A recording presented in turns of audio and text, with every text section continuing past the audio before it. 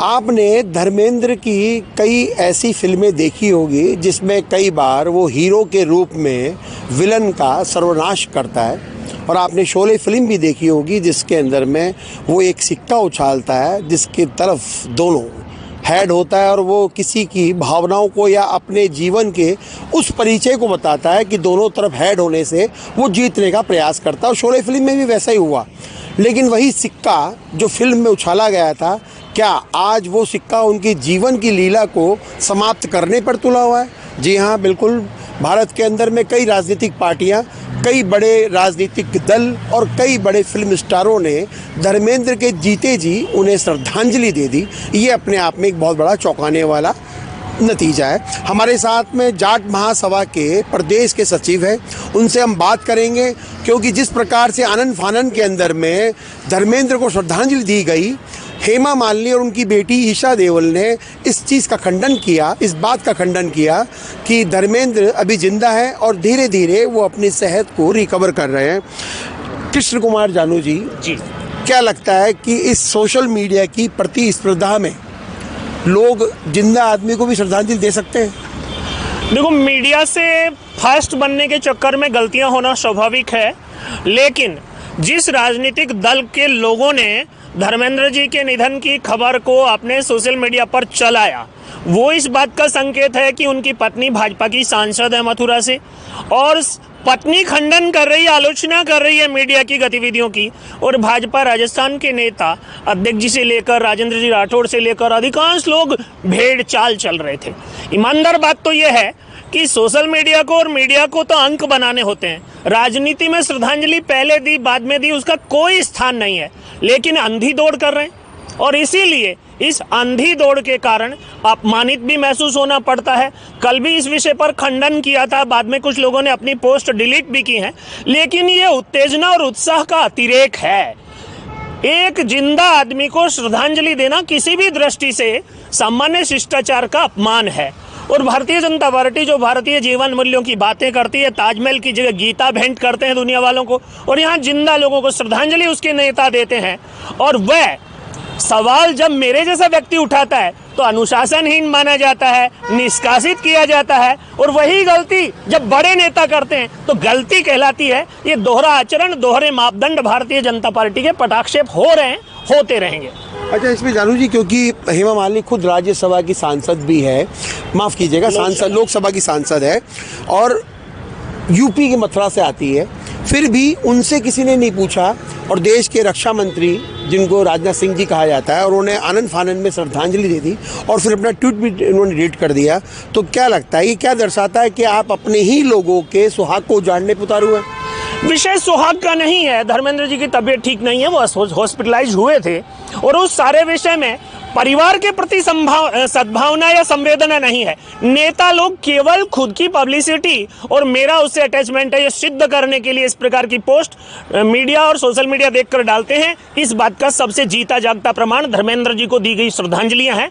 अन्यथा परिवार के प्रति संवेदना होती तो जैसे हमने सुबह चेक किया, जब अखबार में पढ़ा, टीवी आज तक में चला, बहुत जगह चला, देखा हेमा मालिनी का ट्विटर खोला तो वो मीडिया को गालियां दे रही हैं और उसकी बेटी भी नाराजगी प्रकट कर रही है। तो हमें तुरंत समझ में आया, हमने भी उस सारे विषय पर इसीलिए उठाया।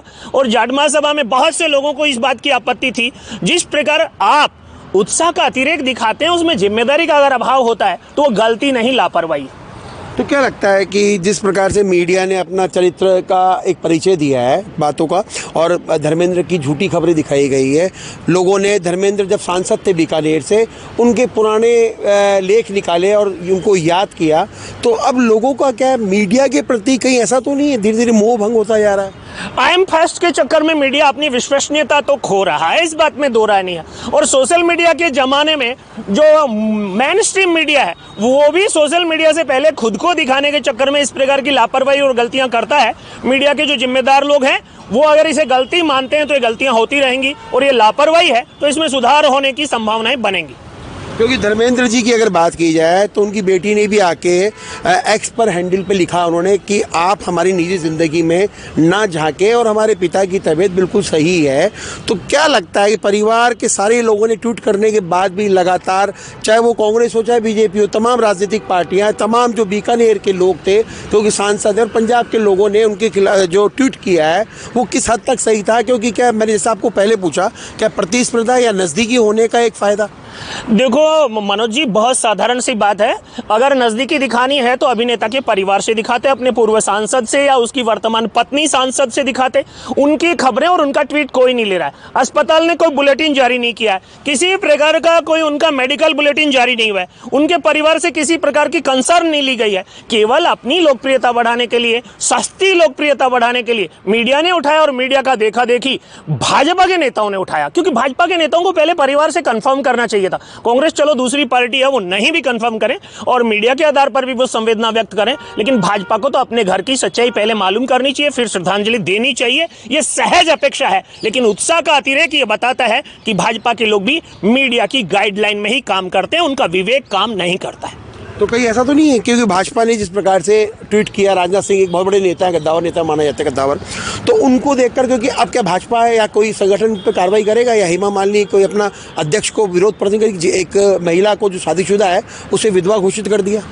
देखो मनोज जी, कार्रवाई के नाम पर तो जाटों पे ही हो सकती है, भाजपा में बाकी लोगों पर कार्रवाई होने का कोई चांस नहीं है। और हमारे अमित शाह जी के मूंछ का बाल, अभी पुष्कर में जाटों ने घोषणा की हमारे यहाँ गिरवी रखा, किसी को छुड़ाना हो तो ले जाएं।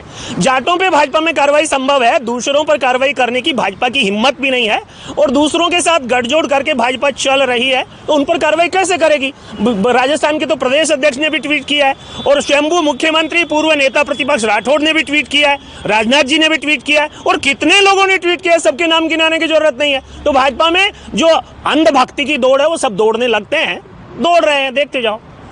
क्योंकि आपको हमने बुलाया था धर्मेंद्र जी की बात करने के लिए, लेकिन अब क्योंकि जब आप आए हैं तो हम आपसे एक अंता चुनाव को लेके भी आपसे बात कर लें कि अंता का चुनाव संपन्न हो चुका है, तकरीबन 82% के आसपास वोटिंग हुई है। तो अब ये समीकरण क्या कहते हैं, क्योंकि ज़्यादा वोट होना किसको फ़ायदा हो सकता है, किसको नुकसान हो सकता है? देखो मनोज जी, अंता के विषय में जनता ने जो फैसला दिया है, एक तो वोट से दिया है, दूसरा अपन ने 10-12 दिन पहले जब अंता का चुनाव शुरू नहीं हुआ था और जब मुख्यमंत्री प्रदेश अध्यक्ष वसुंधरा जी सक्रिय नहीं हुए थे तब भी चर्चा की थी। अंता की जनता भाजपा और कांग्रेस दोनों के आश्वासनों से उकता चुकी थी, वो परिवर्तन के लिए वोट कर रही थी, इसलिए हर कोई वोट देने निकला है। राजनीतिक दलों के आश्वासनों में कई सारे गाँव के रास्ते बंद हैं, सुविधाएं बंद हैं, और उन पर लोगों की प्रतिक्रिया सोशल मीडिया के माध्यम से, और जो मीडिया के लोग वहां गए हैं उन्होंने ग्राउंड देखा होगा। हकीकत बात यह है, आज तो फलोदी सट्टा बाजार भी मीणा जी के भाव खोल रहा है, मतलब हकीकत को स्वीकार करना ही पड़ेगा, आज नहीं तो 14 को कर लेंगे। तो अपन ये कह सकते हैं कि भजनलाल शर्मा, वसुंधरा जी सिंधिया, मदन राठौड़, अशोक गहलोत, गोविंद सिंह डोटासरा, सचिन पायलट पर संजय सिंह, अतुल प्रधान और हनुमान बेनीवाल भारी पड़ गए। देखो, मैं राजनीति का समीक्षक होने के नाते आपको एक छोटा सा कमेंट्स करूंगा। कांग्रेस भी चाहती है कि वहां पर भाया का जो वजूद है वो कमजोर पड़े, जिससे कांग्रेस भाया की गुलामी से आजाद हो सके, और भजनलाल जी चाहते हैं कि वहां अगर थर्ड फ्रंट जीतेगा तो राजस्थान में ट्रायंगल इलेक्शन में मैं फिर रिपीट कर पाऊंगा। तो ये गेम प्लान जो है, इसमें दिखता कुछ है, होता कुछ है, करता कुछ है का गेम चल रहा है, और 28 में भाजपा अपने आप को रिपीट कराने के लिए अब जितने भी उपचुनाव होंगे थर्ड फ्रंट के लोगों को जिताएगी, कांग्रेस को हराएगी और खुद को वापस लाने की संभावनाएं तलाश करेगी। तो अपन ये कह सकते हैं राजनीतिक गलियारों के अंदर में हनुमान बेनीवाल, राजकुमार रोत और आपके आम आदमी पार्टी, और अब जो अतुल प्रधान जो है, कि इसका मतलब इनका कोई राजस्थान में जनादेश नहीं है, लेकिन ये 4 जने आकर जो है एक निर्दलीय उम्मीदवार को जिता के चले गए। देखो, निश्चित रूप से अभी तो परिणाम नहीं आया, जिता कर नहीं गए, लेकिन निश्चित रूप से राजस्थान में थर्ड फ्रंट की संभावना इसलिए बन रही है, कभी भाजपा कभी कांग्रेस, और दोनों ही वादे पूरे नहीं करती हैं, दोनों के ही चुनाव घोषणा पत्र के वादे खोखले साबित होते हैं। तो जनता निराश है और वो नए विकल्प की तलाश है, और उस तलाश में कौन कब कहां बाजी मार जाए, अभी तो चंद्रशेखर भी सक्रिय होंगे, अभी तो मायावती भी सक्रिय होंगी, जिनका 2 बार यहाँ पर 6 विधायकों को कांग्रेस ने अपने में निगल करके नुकसान किया है। बाकी यहाँ पर भारतीय जनता पार्टी जो थर्ड फ्रंट के नाम पर और चौधरी चरण सिंह के पोते को और उनकी पार्टी को भी एक्टिव करेगी। भारतीय जनता पार्टी अब सीधी फाइट की बजाय मल्टी एंगल इलेक्शन में लाभ ढूंढती है, इसलिए राजस्थान में मल्टी एंगल इलेक्शन बनाने की कोशिश खुद भाजपा की भी पर्दे के पीछे चलेगी। हकीकत क्या होगी आप और हम देखते रहेंगे।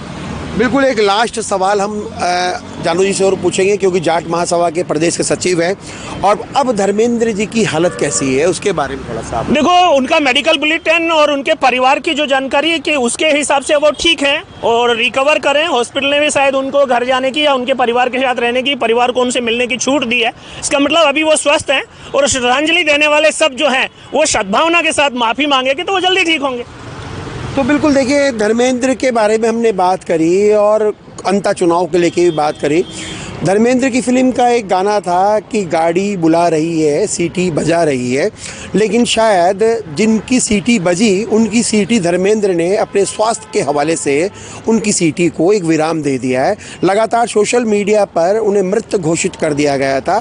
लास्ट में परिवार के लोगों को आगे आकर ये बताना पड़ा कि धर्मेंद्र जी अब ठीक हैं, उनकी सेहत बिल्कुल सही है, और साथ ही ये भी बताया गया कि हमारे निजी जो परिवार है उनके बीच में कोई भी राजनीतिक दल ना आए।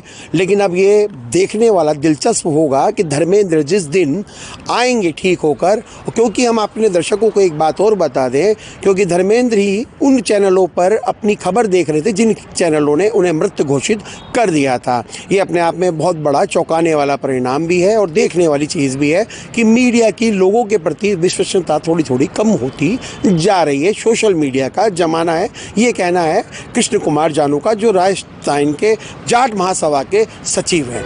Manoj Sharma, news watch India, Jaipur.